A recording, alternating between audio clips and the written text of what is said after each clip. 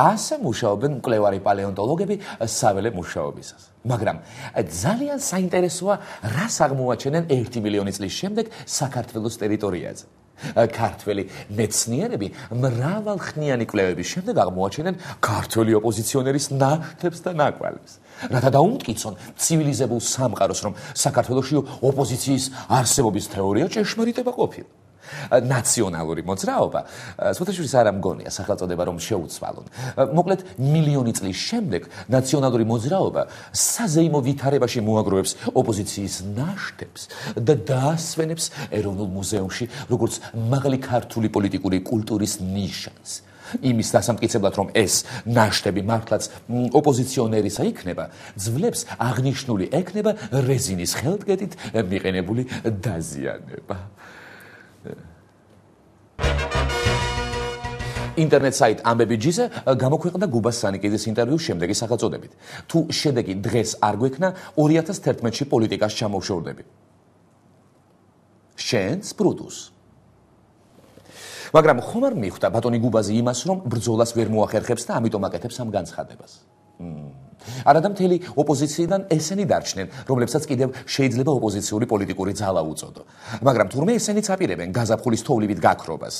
თუმცა აქ მეორე ფაქტორიც არის, როცა ოპოზიციონერს არ შეუძლია ადამიანური რესურსი რაციონალურად გამოიყენოს. არ იცის მრავალათასიანი მხარდაჭერების მობილიზების შემდეგ რა გააკეთოს და ისედაც მშიერ და უსახლკარო ხალხს რაიმე კონკრეტულის მაგივრად შიმშილის დაწყებას და ღამების გარეთ გათენებას სთავაზობს, ის ნამდვილად უნდა გაქრეს აქტიური პოლიტიკიდან. ახლა ჩვენს ეთერში რეკლამიცინის დროა. რეკლამიცინი აპეპის ეთერში. ტელეკომპანიები რუსთავი 2 და იმედი წარმოგიდგენთ. შენ გაქვს მიზანი. შენ კონკრეტულ დავალებას გაძლევენ. სხვები შენზე დებენ ფსონს. ის ყოვლის შემძლეა და ცბიერია. შენ ის უნდა დაამარცხო. დაამარცხე ვარსკვლავი. აი უკვე მოახლოვდა ვარდების რევოლუციის მე-7 წლისთავი და ქართველი ხალხი კიდევ ერთხელ გაიხსენებს ნაციონალური მოძრაობის 8 წლს და ამაყს. მათ დაამარცხეს კორუფცია, დასძლიეს სიღარიბე. მათ აიღეს დასავლური კურსი და წარმატებით ახორციელებენ ევროკავშირთან დაახლოების პროცესს. შექმნეს ძლიერი ჯარი და პოლიცია, აახორციელეს ჯანდაცვა და განათლება. და ბოლოს განახორციელეს უპრეცედენტო პროექტი. 10,000 ინგლისურის უცხოელი სპეციალისტი ჩამოვიდა ქვეყანაში. გმადლობ, თქვენმა მარჯვენა მიხაროს. ლეიბორისტული პარტიის თავმჯდომარემ შალვა ნათელაშვილმა ბრიფინგი გამართა. ლეიბორისტები ამტკიცებენ, რომ მიხეილ სააკაშვილი კონსტიტუციის პროექტში უხეშად ერევა. შალვა ნათელაშვილის განმარტებით პრეზიდენტი უფლებამოსილების ვადის ამოწურვის შემდეგ პრემიერის პოსტზე განაგრძობს მუშაობას. კონსტიტუციაში ცვლილებები სწორედ ამ მიზნით შედის. ნათელაშვილი ევროსაბჭოსა და ვენეციის კომისიას კონსტიტუციის ახალი პროექტის დეტალურად შესწავლასა და რეაგირებას თხოვს. სხვა შემთხვევაში კი მათი პასუხისმგებლობის საკითხის დაყენებასაც გეგმავს.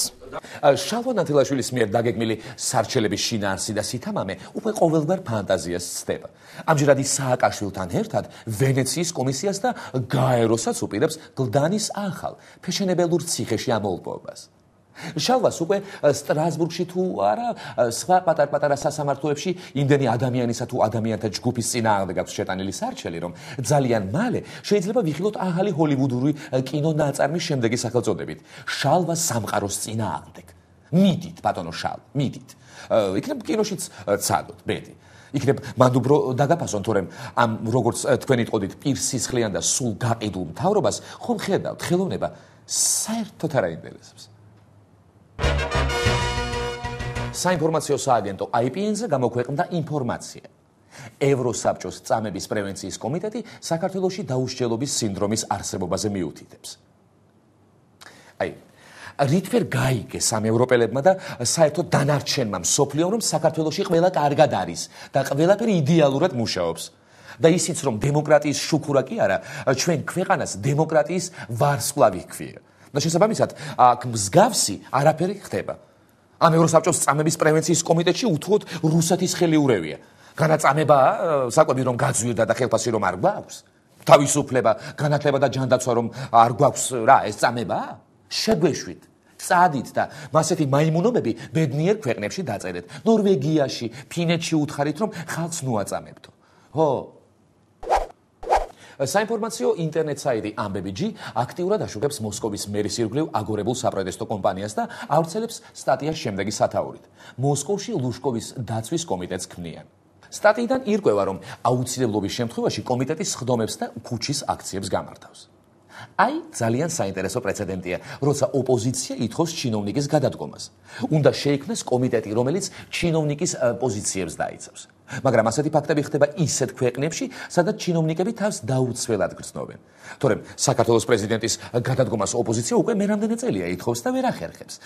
თან აქვე უნდა აღინიშნოს, რომ პრეზიდენტს არ აქვს კომიტეტი, რომელიც მას დაიცავს. უბრალოდ რუსებმა არ იციან, რომ კომიტეტების შექმნას ჯობს ერთი ისეთი ადამიანი ყავდეს, რომელსაც ყველაფერი ეცოდინება და ჩინოვნიკის გადადგომას ვერც ვერავინ გაბედავს. და თუ გაბედავს, დამიჯერეთ, თავადვე გადაწყვეტს სიტყვები უკან წაიღოს და პოლიტიკიდან წავიდეს. ან შეიძლება გადაიფიქროს იმის ფასად, რომ სახელმწიფო დუმაში შევიდეს და თბილი და ფუმფულა, ესე იგი სავარძელი მშვენივრად მოირგოს. გირჩების ექსპორტი ჩემს ქვეყანას მილიონობით ლარის მოგებას აძლევს. რაჭაში გირჩის სეზონი პიკშია, თითოეული გირჩი ვალუტის შემომტანი ადგილობრივი თვეში 600 ლარამდე ადიან, ექსპორტს 10-მდე ევროპული კომპანია ეწევა, ლიცენზია თითოეულმა მილიონ ლარზე მეტად იყიდა. მაღაზიაში უცხოური წარმოების პროდუქტს როდესაც ვყიდულობდი, სულ მაინტერესებდა რა გქონდა ჩვენ საექსპორტოდ. და ამ რეპორტაჟის საშუალებით თვალი ამეხილა. გირჩები გვაქვს საექსპორტოდ.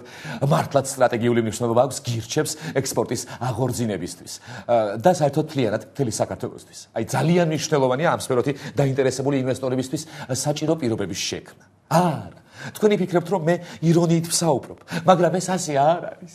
არა. 1 კილოგრამის სოჭის თესლიდან, რომელიც 40 ევრომდე ღირს, 4000-მდე ხის გაზრდაა შესაძლებელი. ამ რაოდენობის თესლის შესაგროვებლად კი მინიმუმ 15 კილოგრამი გირჩია საჭირო. საქართველოს თესლის მიმწოდებელ ქვეყნებს შორის ევროპაში დომინანტად ითვლება და ბაზრის 70% იკავებს. კონკურენციას კი თურქეთიდან და რუსეთიდან განიცდის. აი, თუ არ გჯერათ. საქართველოს გირჩების ბიზნესში ევროპის ბაზრის 70% უკავია. და ამ სფეროში ჩვენი მთავარი კონკურენტი რუსეთია. მოკლედ ამ რუსეთმა დანარომ არ ჩაგვცეს ზურგში ხო არ შეუძლია რა. 100 ყური, 100 თვალი უნდა გამოვიბათ, რომ გირჩების ბიზნესში პოზიციები არ დავთმოთ. ო. ეს გახდათ გადაცემა ყოველდღიური აბები ვასიკო ოდიშვილისგან. ნუ მიიღებთ სხვა აბებს.